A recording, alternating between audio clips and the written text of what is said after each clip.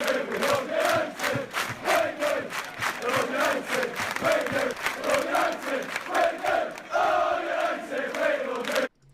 don't know about you Reds, but I'm feeling a lot better this Monday morning. Yes, it may be miserable outside. The weather is cack. It's back to school. You've got to deal with the school run and everything like that. But at least we've seen a little bit of something from our beloved Manchester United against Liverpool yesterday. What has Ruben Amorim done behind the scenes to change the culture at Manchester United? That's what I want to get into more on Garnacho in particular, on the turnaround with him, or what we can see as a turnaround with him. We've got updates with Marcus Rashford as well, and all the other outgoings around Manchester United, and news that circulated last night, again, mainly Italian sources. There is a big push at the moment for clubs coming for our players from Italy. We're going to talk about other targets for Manchester United coming in as well. A new fresh number 8 on the scene for Manchester United that we're apparently interested in as well. What David Ornstein said before the game yesterday, the importance of that, and all of your live comments, and all of your excited live comments, because I want to know how you have woken up this morning. Are you a little bit more optimistic about the outlook of what is going on at Manchester United? I want to talk in particular Ruben Amorim. You remember the words, this club needs a shock. Everybody at Manchester United is too comfortable. I'm trying to push these players every single day. I'm making everything uncomfortable for these players. This is what needs to happen at Manchester United. And what Ruben Amorim said directly after the game yesterday was even more important. Not happy. I'm allowed to be disappointed in that today. I'm angry about what's happened in the other games. We can't celebrate games like this if we are going to have performances like we've had in previous weeks. Music to Manchester United fans' ears. And I want to start with Garnacho this morning. I want to make a point because we have been going in on Garnacho. We have talked about what has happened at the football club. We can only go off reports on what is going around and coming out of Carrington. It hasn't been good. We've seen that Garnacho hasn't been in the squad. We know now why he wasn't in the squad, and we've waited for a reaction. The contrast from him to Marcus Rashford, and I feel like this is the culture that Ruben Amorim is building at Manchester United right now, and this is the change. Everything he says, he is putting into action. He is walking as well as talking, and I think this is massive for Manchester United. And really, like, if you are one of them fans that just looks at the results and looks at what Ten Hag has done instead and how bad it might have been with Ruben Amorim compared to Ten Hag, it's totally different behind the scenes. And I think that's where it's really going to make a difference in the long run. And a man that has stuck to his philosophy and said, we are going to take what is coming. We are going to have to ride out this storm. We're going to have to deal with the necessary negatives that are going to come our way. But we're going to stick to what we're doing. And you know what? We're just seeing signs. What did we say yesterday before the game against Liverpool? We just need to take something away. We need to take something away from this game. No one's expecting much. No one's expecting United to get the 3 points. We almost did, and I thought we deserved to take 3 points yesterday. I've had Liverpool fans messaging me directly. Even Craig from Anfield Agenda messaged me last night and said, you boys deserved more from that game. You deserve to take something away from that. And that's a lot, coming from a team that is absolutely cruising right now in Europe and in the Premier League. And this is all down to Ruben Amorim sticking to his guns and sticking to what he knows best. And Garnacho, in that little post, just Garnacho's social media episodes, or whatever you want to call them, or interactions, or lack of interactions from yesterday, I think are what we need to talk about more. And when you look at what Garnacho has said yesterday, you look at what Garnacho has actually come out with on his social media. First of all, deleting Twitter and getting rid of that. And on his profile, he's saying no X to Twitter. So that's gone. That's finished right now. But on Instagram, where he does most of his communicating and posting around social media stuff, he has said this: good point at Anfield to start the year. The last few weeks have not been easy, but it's a good start. Well, it's good to start the year like this and try to build from this. Honestly, like, we've all been waiting. We've been waiting for reaction. There's been reports coming out about Garnacho still not being happy about being dropped. But you know what? He's a 20-year-old lad and he's needed a bit of a reality check. And like we've said before, let's not just get carried away with a little cameo against Liverpool. Let's just make it very clear right now. And like what Ruben Amorim said, and I think this is why it's important to go on what Ruben Amorim's doing right now, because no Manchester United fan will get carried away with what Garnacho did yesterday. Let's just look at it this way. He's come on the pitch. He's done his job.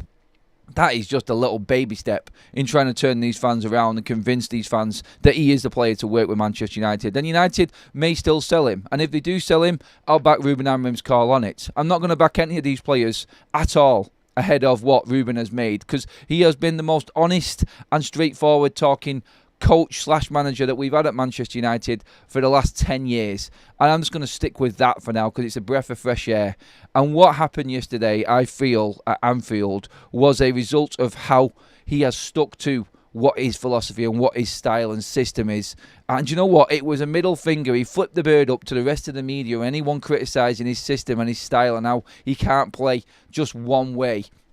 We've talked about how much it changes all of the time, how he rotates the team, how he needs to get the basics into these players. And Garnacho, I think, is point proven there. Him and Dalot on that left-hand side. And Bruno Fernandes, all players that have been massively criticised. I mean, massively criticised over the last month and so. Last month and a bit, let's just say. Especially while Ruben Amorim's been in charge. All turned up yesterday. Bruno and Dalot, obviously, on that left-hand side. But then when Garnacho came on and Ruben Amorim twisted, he did this. Let's not forget, against Bournemouth, Ruben Amorim twisted again. He brought Agate off from the midfield because he needed to go for a goal, and the players let him down. They didn't do what was necessary. Yesterday against Anfield, against Liverpool, that was the biggest risk that he could have taken in bringing Kobbie Mainoo off the pitch and putting Garnacho on. Kobbie was playing well yesterday, and he was helping win that battle in midfield alongside Manuel Agate. Excellent performances from both of them players yesterday. But when Garnacho came on, this was the big test. This was the moment. What was Garnacho going to do? He was direct. He was a threat. He was confident. He trusted his own abilities. And you know what? There was he could have had a couple of assists in that game. He made right decisions. He made the correct decisions. And it looked like Ruben Amorim had got these players together, worked with them, and everybody knew what they were supposed to be doing yesterday. And everybody's instructions, it's like they'd worked out. And remember the press conference, and Ruben Amorim, when asked in the week before this game, he was asked about what you've changed, what you worked on, everything, he said. But we're going through the basics. But there was a moment in that press conference where he said, we've got these 2 training sessions, full training sessions, we've worked on the basics, we've done things properly, and then we've got one more training session where we're going to work on the opposition. It looked like Manchester United's squad, and everyone who was in that matchday squad yesterday, had been given an instruction or a certain time or certain stipulation or permutation what was going to happen in that game. When this moment happened, you were going to come on and do this. When this happened, we were going to do this. It's like we had a plan for every single scenario that was going to happen in the game, and we dealt with every single bit of adversity and pressure that came our way. And it was a pressure situation. I'm not going to go into it too much. We covered it last night, but Liverpool playing well at Anfield, crap conditions, 12 men with Michael Oliver, and everything that was against us yesterday. We stood up and we were counted. But the important thing, I think, is coming from this really bad spell and a shocking 2025, worst in our history, it must be, in terms of how the fans are feeling, what's going on off the pitch, where United are in the league. This has to be our worst spell in our history. And you know what, credit to Diogo Dalot as well in what he said after the game. And I just want to bring him up as well and not forget that there are a few players here that actually have been under pressure, not just Garnacho, but the reaction from them. And it's all right, the players coming out and saying what they're saying like this after a performance like this. All the fans have wanted is for these players to understand that it's not going to be forgiven anymore. We are going to back this coach ahead of any one of these players. And Dalot's comments, and when he says we have to be realistic, this is probably the lowest that this club has been, and it's tough. It's tough to hear things. So you know that they're hearing what's going on from the fans. They know the comments that are coming in on social media, the scrutiny that they're getting from pundits, media, and in the mainstream, and everything that's happening on TV. And when United are actually being analysed, they will watch it, they will see it. And for them to just be having that week with Ruben Amorim on the training ground, and I think that was the biggest thing to take from it. Everything that Ruben Amorim had done in his first 6 weeks came down to that week there. We found out that Marcus Rashford wasn't training this week, and it just looked like he had everyone that he needed there in at training. I'm not just making a beeline for Rashford. We'll talk about him in a minute, but it's clear the players that want to learn, the players that want to help Ruben Amorim and listen and go forward with this club. And you know what? You've got 2 players there in the heart of midfield which drove United in Mainoo and Ugarte, who are listening and want to be part of this, because that's where I want to bring in that next comment from David Ornstein. We didn't talk about it yesterday, but David Ornstein, before the game yesterday, was going on about the situation with Rashford, with the move, with what can happen to him. But two big things and comments that came from him before the game yesterday were that both Garnacho and Kobbie Mainoo are not unsellable in the eyes of this club. Now, when that comes from David Ornstein, you know that that is definite. You know that that is something that the club are actually saying or working on behind the scenes. And this is in conjunction with, obviously, Ruben Amorim and what he's trying to do. This is what happens when you've got a football structure. When communication comes out of a football club like United before, it gets misconstrued, everything's all over the place. Oh, he's not safe, he might go, United are looking to sell him, and that. It just didn't look like it was connected with the manager. It looked like there was a complete divide.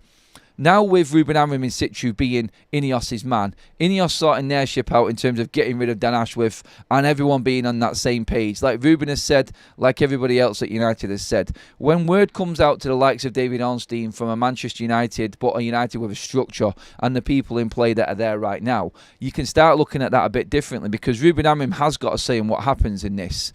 And this is Ruben, Wilcox, to Barada, to Brailsford, to Jim Radcliffe, whoever it may be, to make a big decision at this football club. It starts at the bottom, which is Carrington. The coaches, Ruben, the players, and what's happening there. Information gets fed through to Jason Wilcox about players that are not working. It goes up to the hierarchy even more, to Barada and whatnot. And then you start getting stories coming out. So when you hear about Garnacho and Mainoo not being unsellable, it comes right from the heart of what's happening. And that's Ruben. And we can see that, and we can understand that. It's not blocked off messages. It's not he says, she says, and then they say. It's Ruben Amorim dropping Garnacho because of his attitude and things that have happened. We know about it. It's been cleared up. The media know about it. David Ornstein coming out and saying that these players are not safe. Then you get a performance like that. It looks like they've been read a little bit of a riot act. They've had a group of players together at Carrington for about a week. They've worked on things, worked on basics. I think they've had a sit down and a bit of a powwow and everything, and some home truths maybe might have come out, and we got a performance like that. That's what's happened this week for me, and I think that's what we need to look at. Dalot, Garnacho, I'm loving, and you know what, I'm really happy for Garnacho, I am. I like the lad. But like I've said at the top of the show there, I said, look, if Ruben doesn't think that he's the man, then he goes. It's as simple as that. Any player. I don't care. I really don't care anymore. I'll praise the players for what we've seen. I'll praise the players for what happened on the pitch. But like Ruben said, and this is the biggest thing to take from it again, like Ruben said after the game, we go back tomorrow and we start working straight away. We're not getting carried away with ourselves. A draw at Anfield against Liverpool is great for a day, but not for a season. It all comes back to beating Bournemouth, beating Newcastle, Spurs, playing these teams and not losing these games. That's what needs to happen at Manchester United, and that's what's not been happening. A good result and then a load of crap results, that can't continue. Bruno said it. Garnacho's come out and said it. Dalot's admitted that he understands the pressure and this is being hard, taking the critique. Listen to the coach. If you listen to the coach and you listen to what Ruben Amorim's saying, then this will change for Manchester United. And whether these players survive or not, honestly, we don't care. It's down to them. We'll support them if they put the effort in and they look like they're behind and taking the instructions from the head coach. This is Man United. I think they all need to realise this right now. You're not going to get this favourite FC, the fans jumping onto the back of one player, but then the opposite fans and the other group that are in this Manchester United fan base trying to defend him. That's not going to happen anymore. I think everybody knows where United are at right now. Everybody understands what's going on. And I think it's important that everyone is on side with Ruben Amorim more than anything. But that alone there in what happened with Garnacho, I think is massively important. And I'm hoping more than anything. I just look at it and I go, I really do hope that this has sunk in with these players now, especially him. Because if he can be turned around at the same time of what's happened with Marcus Rashford, then we really are onto a winner, I think. And this is Manchester United really pushing forward. So I am absolutely buzzing with what happened yesterday. But more importantly, I'm even more ecstatic about what's happened and what's happening with the aftermath and what's being said. It's talking and walking. It's a completely different Manchester United. And that is what we need to cling on to.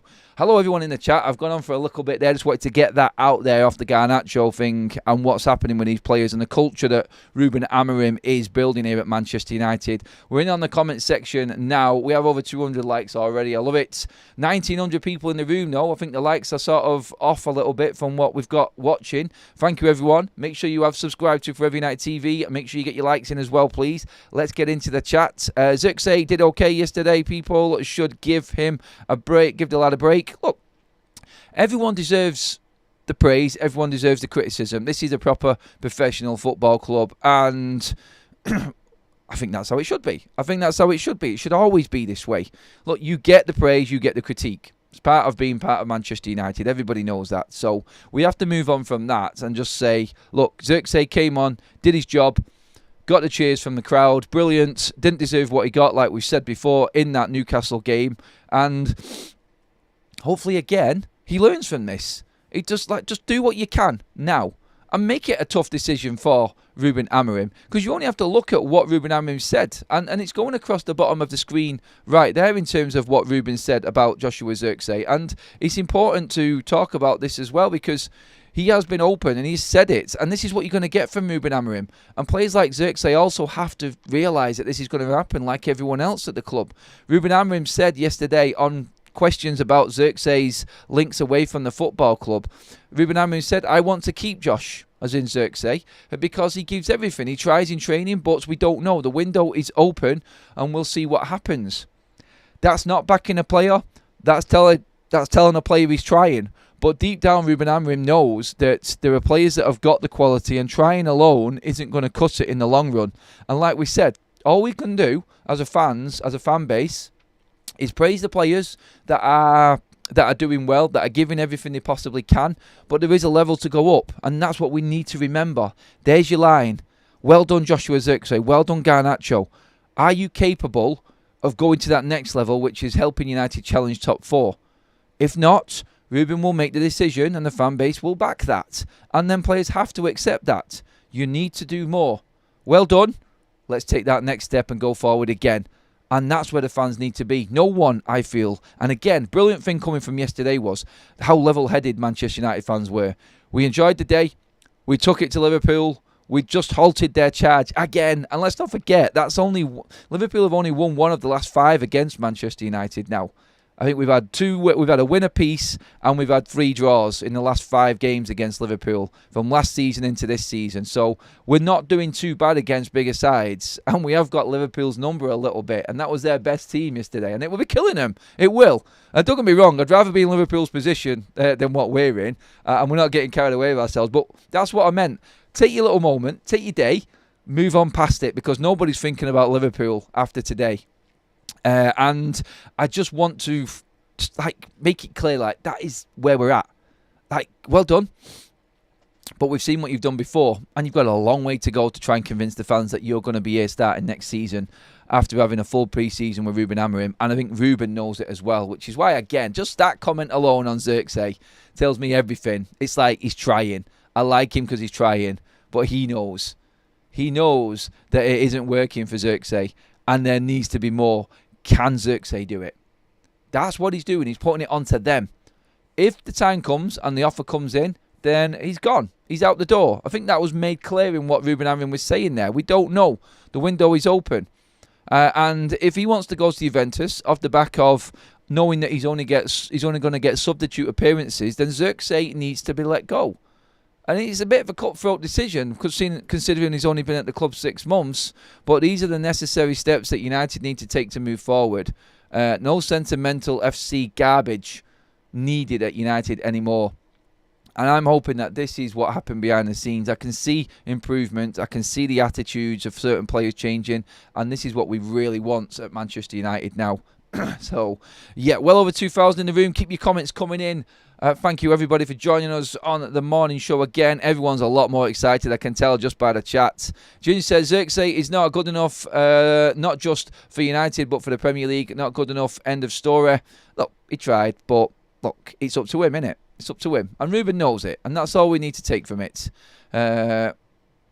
Let's see what else we've got in here. Lion's Opinion says Højlund has eaten yellow snow. That's why he's not being clinical enough. Let's see the season out. Don't eat yellow snow, everybody, says Lions. Yeah, there was a lot of people. I picked up on a Højlund comment there from Lions. Probably not the right one to pick out because of the necessary yellow snow comment. Unnecessary yellow snow comment, sorry. But yeah, I've seen a lot of people picking up on Højlund yesterday. Like when we're trying to I think the comments were on like a lot of people criticising Joshua Zirkzee and then letting Højlund off. Like Højlund doesn't get off from what he did yesterday. Like, he is the main striker. He is one of Manchester United's most expensive strikers in our history.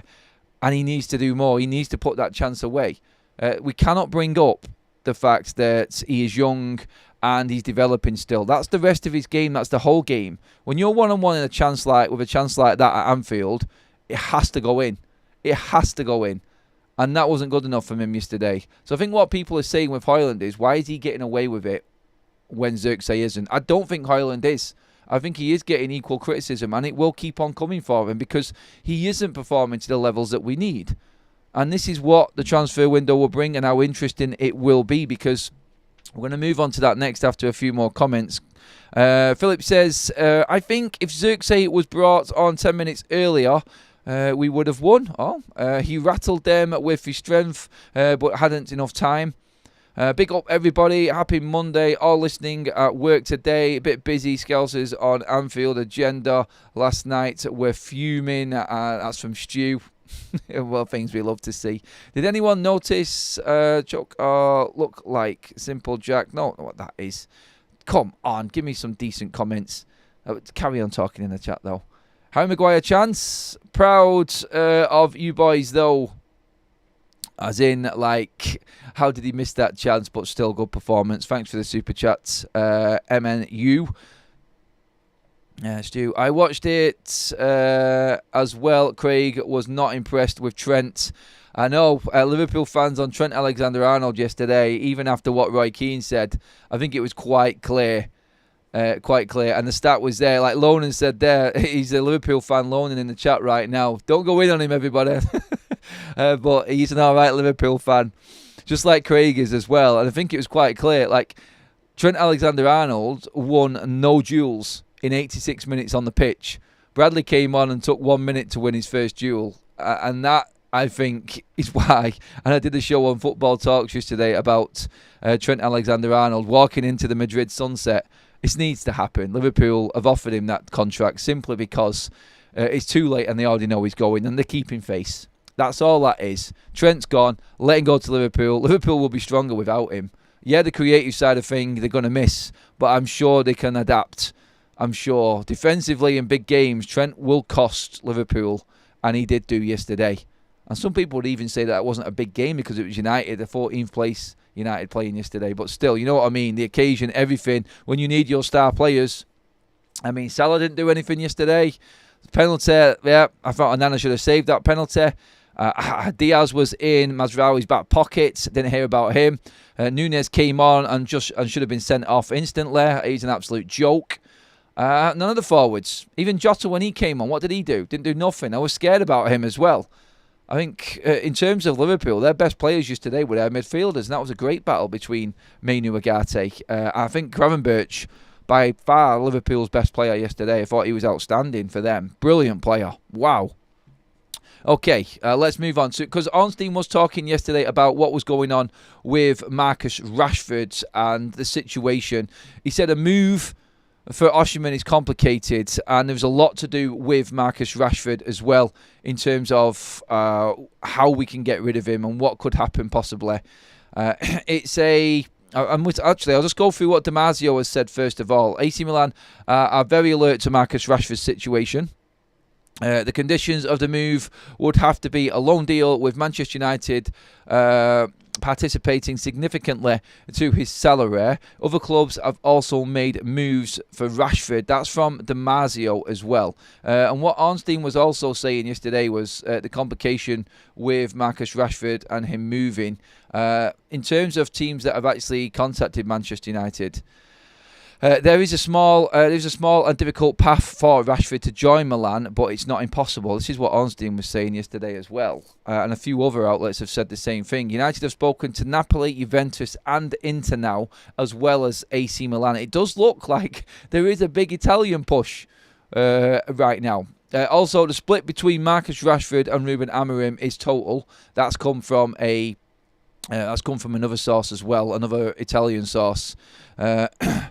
United want a striker who can also play on the outside lanes as well, and that's where the Victor Osimhen connection comes in as well for Manchester United. But first of all, on Marcus Rashford, obviously, like we just said then, the culture at the top of the show, what Garnacho is doing and everything that he is learning from this and putting out on the pitch, and like we said, like just baby steps at the moment. These are all the things that Marcus Rashford is not doing right now, and he is completely dividing and separating himself away from the fan base right now. All he has to do is get into training and get working. Now, we don't know, like he might want to get back into training and start busting a gut, but maybe the bridge has already been burnt and he's not getting back in bed with Ruben Amorim, and Amorim has in fact just given up on him completely. He's seen enough. Maybe he thinks that this leopard will never change his spots, like Roy Keane said. And we are going to see complete change now going forward with Manchester United's culture. But as it is with Marcus Rashford right now, there are several clubs. Interesting one from what Ornstein said yesterday about him not turning down the deals at Saudi. Now, that's completely different to what everybody else has been saying with Marcus Rashford, saying he's turned down 3 different Saudi Arabia deals. And upwards of 600 grand a week in wages, tax-free, turned down. A bit of a push on that. This all came out from the Telegraph, the Mirror, the Times, a few other sources as well. And Ornstein has come in and completely blown these conversations and these so-called rumours out of the water. And this apparently isn't happening. Marcus Rashford, realistically, he's going to end up at Napoli or another club in Italy, or maybe even Germany. Maybe even a similar Dortmund situation right now. That's where we're at with it. The big thing to take away from yesterday's comments from anybody in and around the situation are that the situation with Ruben Amorim and Marcus Rashford looks finished. It looks dead. I mean, how can a man be actually ill twice in the space of 3 weeks when he's trying to turn his career? Honestly, like, you're in and you're getting on with it, aren't you? You would be. And I was told yesterday that it wasn't your normal standard illness for Marcus Rashford, and that's all I was told. It isn't just your normal flu or cold sort of illness, and that's why he's not training. There's more to it. And again, you just start to speculate from that point then, don't you? You start to think, right, okay, here we go again. But it's nothing that we don't already know. It's nothing that nobody has heard, that hasn't heard before regarding Marcus Rashford and what's happened previously. We know what his personal life is. We know what he's all about. And right now, I don't think any Manchester United fan is bothered. Like, we're looking at that team that played yesterday and we're thinking, we don't need Marcus Rashford. He wasn't going to give us anything extra on that pitch yesterday. And I think fans are now starting to get used to it, that this team is going to operate without Marcus Rashford in it. I think that's what we need to be looking at right now. And that's 6 games straight where Marcus Rashford has been fit and available and just not been selected by Ruben Amorim. And they are big, big games.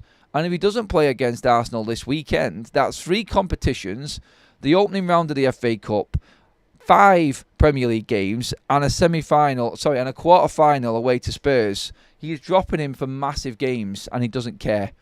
That tells you everything you need to know. What Ornstein said yesterday, what the reports are from Damasio today as well, regarding Marcus Rashford, are that AC Milan are not dead in the water with this. There's a lot of people that would just say not happening, but there is a massive push from Manchester United's side now, even with subsidised wages, that Marcus Rashford is leaving this January.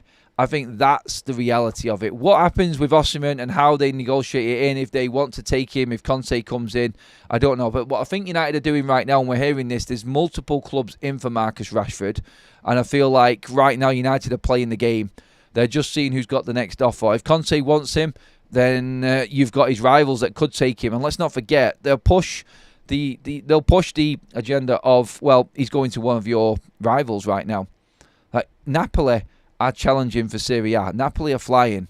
And if he can add that extra little bit and add Marcus Rashford to his team, Conte, and feel like that can give them the edge over in Italy from now towards the end of the season, and he hears about Milan going in for him, or even Inter, for that matter, or any other Italian club, then he is going to be full on, get this player in. They're just playing it. They're just trying to play on what the situation is with Rashford, I think, United right now. But the one thing we do take from it, and one thing we can probably say is a definite, is that Marcus Rashford is out of Manchester United. It's quite clear. I think we've all got used to it now. It's better without him. It really is. I think we've got a connection with these players. And Ruben Amorim, I think, knows this. And you know what? When he says, Ruben Amorim, this is the shock, Manchester United need the shock, everyone at Manchester United has been too comfortable.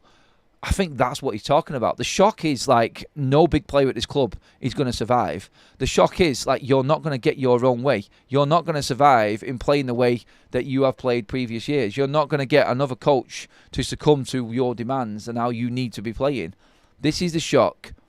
And I think a manager coming in, playing the same way that he wants to, even though we're losing, and saying it's going to stay this way, that's a shock. Rashford going, that's a shock. These players like Garnacho, like you're not unsellable. Like homegrown academy players that Manchester United have clung on to for years in the past, you're not unsellable. That's a shock. Everything that's happened since Ruben's come in has been a shock. Not to the fans. That's more of a surprise to us, and a pleasant surprise, to be honest. But to the players and the staff and everyone in around United, maybe even the media, I think that's the shock. And he is doing it. He is at the forefront of it, and he is the catalyst to everything that is good right now around Manchester United. I think we need to latch on to that. That is massively important. Into the chats we go. Get your comments in, everybody. Please hit the subscribe button, then you can get into the chats. Also, we're about to hit the 500 live like mark. I want at least 600 likes on this video while we're live, everybody. Get to it. Amorim 100% correct to leave Rashford out of the squad. He doesn't try. He doesn't care. And this is a long, long overdue. That from Ginge. BE says Rashford should have grown a pair and helped his club rather than calling in sick every week. Patriot with a super chat. Maguire lost his ability to jump /head thoughts. Not really, mate. I thought he was excellent yesterday. I got no complaints about Harry Maguire. I should have hit the target, but like I said before, even if Harry Maguire scored that goal, and no one's picking up on this, I think Xerxes was offside. Looking at the angles, and do you know what? The cameras didn't pan back so much in terms of offsides yesterday. I thought it was shocking coverage yesterday in certain moments in that game, and the officiating was really poor. But from what I seen in a certain camera angle, I think Xerxes was definitely offside. Don't know if anyone else picks up on that. It didn't go back to it because Maguire missed the chance and no one looked at it, so the refs don't need to go back on it. It's the same thing to take a dead ball or a free kick. It doesn't really matter, so it was just passed off. But the miss, I'm not going to go in on Harry Maguire on that at all. I thought he was absolutely outstanding. And the best moment in the game was when, I said it last night, was when in the space of 1 minute, both De Ligt and Maguire both went right through the back of Luis Diaz and flattened him. It was like, honestly, it was beautiful. Happened in the first half, and I wasn't surprised that Luis Diaz was the first player to be substituted off in that Liverpool forward line. It was glorious, it was brilliant, and Harry Maguire had absolutely outstanding performance from him yesterday. I love him and De Ligt. I love De Ligt. Honestly, like that guy, he is just, I hope he's all right, because he came off the pitch yesterday and was seen in the mix zone with an ice pack around his knee. So hopefully he's all right. That's just precautionary. But yeah, I love that guy. And do you know what? Him and Harry Maguire together, they're formidable. They are a partnership, them two, I think. And let's not forget how well they've played in other games together as well, in big ones. Like the first time we seen them together was that Arsenal game, and they were good in that, apart from dealing with set pieces. And we'll deal with that hopefully again this Sunday. Into a few more comments. Ellen said the only one that should have hit the target yesterday was Rasmus, our first striker, alone with the keeper. Maguire had an amazing match. He looked like a bully. Good old Slabhead was back yesterday, wasn't he? Get in there, Harry lad. Mainu is a class act. Rasmus isn't ready for the main to be the main man. Agate is our Rodri, and Xerxes is lacking confidence, but not a bad player. That from Relaxation. Mick Red says, it looked like Xerxes was offside, but Maguire didn't know that at that time. No, he didn't. Still, a spirited performance from him. He left everything on the pitch. And that's when you can get away with little things like that and little mistakes. Even Ruben Amorim said it. I'm not bothered about mistakes. I'm not bothered about bad performances. What I am bothered about and concerned with is that he gave absolutely everything. And you can say that about nearly every player on the pitch yesterday. Maguire was the leader of that. He left everything out there. And that's what Ruben Amorim was getting into. That's what Ruben Amorim was talking about. And Harry Maguire, right up there. Don't need to rub it in, Adam. Sorry, Lonan. We've not had much to cheer this season so far, mate. We just got to go with these moments because we don't know how long it's going to last or if we can continue it. Like, we've got another hard away game coming next. Like, United's away games. Oh, my God. Like, seriously, like, it's one after another. Really. We talked about this at the start of December and how hard this was actually going to be for United, but it just seems like we're not getting a break at the moment. Absolutely crazy. Okay, into other news as well. I will come back to the chat before we finish. If my mouse actually worked and wasn't doing its Doolally episode again, I could bring you the other news, but it's still not working. Come on. I'm just going to read through some of the chat as we go through this. The difference was effort players put in yesterday. Yes, it was, Stanley. It definitely made a difference yesterday. It just seemed to be a complete different aura around Manchester United yesterday. They really did. Talking about Agate and what he did yesterday. There have been claims, this is from Laurie Whitwell, just been sent this actually. There have been claims that the agent George Mendes informed Manchester United that a deal for Manuel Agate would need to follow to clinch the Lenny Yoro signing. They both being players and his clients. So there is claims that the agent George Mendes informed United that a deal for Manuel Agate would need to follow to clinch the Lenny Yoro deal. So if they wanted Lenny Yoro, this has come from Laurie Whitwell of The Athletic, if they wanted to get Lenny Yoro, they had to sign Manuel Agate. I don't know about that. That's an interesting one, but I think it's an agent doing an agent thing there. I mean, I'm not bothered right now. I mean, did you see that clip of Lenny Yoro sprinting back to make that tackle on Núñez? Oh, I'm loving Lenny Yoro, 19. Manuel Agate, early 20s. Brilliant signings for Manchester United. Matthijs de Ligt, Manuel Agate, Lenny Yoro. Brilliant signings. Mazraoui, all of them players. Like, United's recruitment in the summer, when you look at games like yesterday, was outstanding. Absolutely outstanding. And that alone should tell you that Manchester United's structure is doing a job. We need to back Ruben Amorim with this structure, and that, I think, will be the total difference. I'm so looking forward to seeing what happens now the rest of this season, if Ruben does, in fact, get what he said yesterday after the game and get these players more consistent in what he wants from them. But then Ruben with his own players and some backing, wow. On that backing, Manchester United have been looking at David Fratesi from Inter Milan, another player that has been added to the midfield list. Now, I don't know about this one. I don't see United going for Fratesi from Inter. He's contracted until 2028. Obviously, Ederson is United's number one target, but there is now a list compiling, I think, for the summer for number 8s and midfielders, which is good.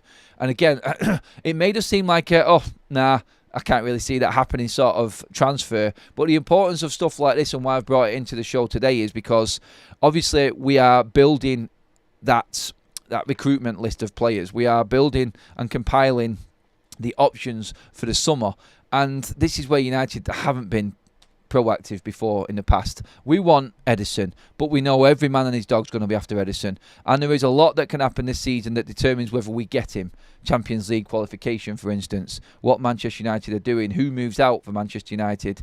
Obviously, you're going to have City in there for him. You're going to have other big clubs in for Ederson. But we do need to have other options as well. And that's why it's important that Manchester United have got other players there. Fratese, like I said, I've not watched much of him. Obviously, he's won everything with Inter Milan. Good player. He's rated around about 33 million at the moment. I don't know if he's got a buyout clause in his contract, but like I said, he's contracted until 2028. And I look at this more as a backup, because we know that United want Ederson. We know from last summer, we know from this window, and we know that Manchester United, even with Plettenberg and other main and proper sources as well, are saying that United are fully in for Ederson. It's going to be a tough old slog for United, and I think we need to be prepared. And if we are looking at these players now, 6 months before that window opens, I'm all for that. I want to see news like this. I want to talk about news like this, because United need to be at it. United need to be fully at it. And that, I think, is exciting for us fans. I think it's more exciting because the summer is going to be big. And if we do qualify for the Champions League, United will be ready to rock in that transfer window. That, I think, is crucial. Super chat in from Greg. For anyone who doesn't get club text, this was sent last night. The team thought today they need your support more than ever. Resale tickets are available. Reap what you sow. Bring back concessions, says Greg. Yeah, Manchester United are struggling to sell tickets for the Southampton game.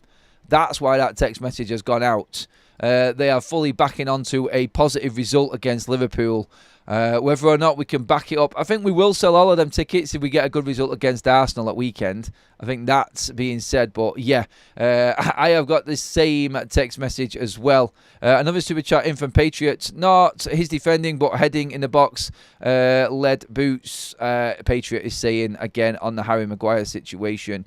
We do have a couple of gifted memberships as well that I need to just quickly bring up. One from London, because we get a certain amount of likes. Thank you, mate. And another from London, because we get another certain amount of likes, which is over 600.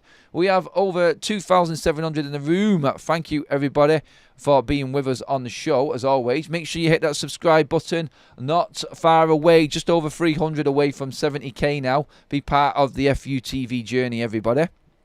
Andrew says, of course, the mods should push people to like the channel. There would not be one if no one liked it. Yes, Andrew, keep it going. Apparently we annoy people when we ask for likes. Just trying to spread the love, that's all. I love you all. That's it. Like the channel. Harry had tracked back just prior and many times prior to him stays up, as he attacks the ball with any part of his body he can get on it. He's a warrior. I like the fact that people are talking about yeah, even you, Lonan. I'll let you off, mate. I think we're done with Liverpool for the season now, so we're okay. We can talk happy again. Win the Europa, get Champions League equals getting Ederson, Leo says. I don't want to put it all down to that. But I'm loving all I can picture. And this isn't taking Mainu out of this, because I think Mainu's got another role at United. In my head right now, I am just seeing Agate and Ederson in midfield, and I'm going, we're challenging. That's all I can think about. Ederson, oh my God, honestly, like, if you don't know a lot about him, but just, if we get him, just enjoy. That's all I would say. He's so good. He is so good, honestly. He is a perfect Ruben Amorim signing. Oh, if it happened, we would have the most solid South American centre midfield on the planet. Boom! And then we'll see if Jamie Carragher is saying that Newcastle's midfield is the best in the league. Oh, God, I would love it. It would be brilliant. Tyler Diblin as well is another name that is doing the rounds again. Look, Tyler Diblin will leave Southampton. They are done. United, get him. Just get him. I think he is a brilliant player, and he's exactly what United are looking for. He is a workhorse, this lad. He really is. And no, Southampton are getting battered. Southampton are getting absolutely smashed to pieces. They are down. No one has survived a Premier League season off what they have finished on halfway through a season. Not one team. So we know that Southampton are down, and Tyler Diblin will be picked up and taken away from Southampton. United need to be making moves on that one as well. You can already start to see a summer transfer window developing. If we can get that striker and that left wing back in this window, and then get Tyler Diblin, say, and because he can play that 10 role just off the striker, Tyler Diblin for me. Move out wide, move into the channel, come in. Some would even say a wing back option for Manchester United. Alternating with Ahmad possibly. Get a left wing back in January. Get a striker in January if you can. And then work on that 8 and that 10 in the summer as well. Then you're moving forward. It's a different team. Then bring in the young lads that are coming up from the academy. There is a pathway for success for Manchester United right now. There really is. And I'm really excited to see what Ruben Amorim gets in the summer in terms of backing from this football club. If they do, then we will march. If they don't, we'll still move forward, but it may be a bit slower. So important. Like the games coming up. Right now, I'm looking at, personally, biggest games right now. Southampton in the league and Rangers in the Europa League. They're the biggest games for Manchester United. The other ones in between, like some tough games coming up. Teams around us in the league as well, like Fulham and Brighton coming up before the end of the month. Very difficult games. Obviously, let's not forget the fact that we've got Arsenal in the FA Cup. But honestly, if you were to offer me right now what was more important, if lose to Arsenal but then win the rest of the games in the month of January, I'd snatch your hand off. I would definitely go for that. I think that is where United need to be. Looking at that league table, like a cup run would be great. I would love to beat Arsenal. And that's another trophy gone for Arteta. But, no, do you know what? I just want to win the next game. Just take the next game, and that's where we're actually at. We have had a poll running as well. Do you think Garnacho will now win his place back in United starting 11? That's been running for the majority of the show. We've had over 2,300 votes on that poll. And 45% of you have said yes, 26% no, and 29% are on the fence. You are unsure. Time will tell. It's up to Garnacho. Like he said it about Rashford. I think he said the same to every other player. It's more about them than it is me. People are asking me the question about these players. It's all about them. They know what I want, and you will see what I want from them if they want to be that player. That's basically what he's saying. And yeah. You've just got to, for me, I think now, trust in the coach. He will bring the culture back for Manchester United. He is developing something special at this football club right now. And I think we need to fully get behind what he is bringing to this club, because it is only going to be successful with Ruben Amorim there. A few more comments before we finish up. Liverpool were lucky. Oliver, their 12th man. We ended their dreams last year. 3 games, and we did it for them. They say we're lucky to draw last season. Wayne says Xerxes hit down onto the ball, causing it to bounce to Maguire. Poor technique. Should have passed through the ball, so it stayed on the ground. Xerxes was offside anyway, but he did know that. He didn't know that. Agreed, Adam. The league position is vital to our progress. We just need to be moving up that table. Like, get back into that top half. Maybe let's have a bit of a fight to maybe scrape into the top 6 maybe by the end of the season if we can put a run together. Because it can happen. I mean, you look at the games right now for United. Like, that's Liverpool done. We've played Liverpool away. We played Villa away. We played City away. We played Arsenal away in the league. Like, them away games, they're like the top 4 from last season. The hardest teams with the best home records. They're done. They're out of the way. Like, we've had some tough ball games, and it's been hard for Ruben Amorim.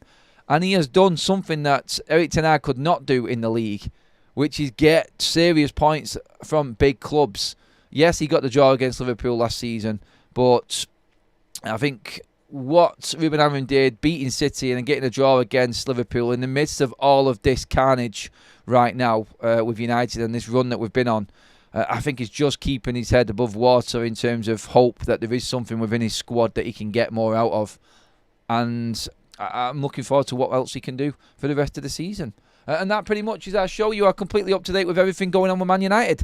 Thank you, everyone. Brilliant show. We just hit 700 live likes, which is epic, everybody. Please like the video. Make sure you have subscribed to Forever United TV. We are on the march. Thank you, everybody. Mods and members, all the contributions. Another gifted membership from London there that's gone to Mags. Make sure you put likes in the comment section to anyone that has gifted you a membership if you have received one. And I'll see you all later on. I'll keep you up to date through throughout the day. If anything does break, we're back live this evening as well. And yeah, let's go for it. Thanks, everybody. Up the Reds. A bit of a promising week ahead, hopefully. Yes, indeedy. I'll take it all day long. Enjoy your day, people. Be safe on the roads, and I'll see you all later.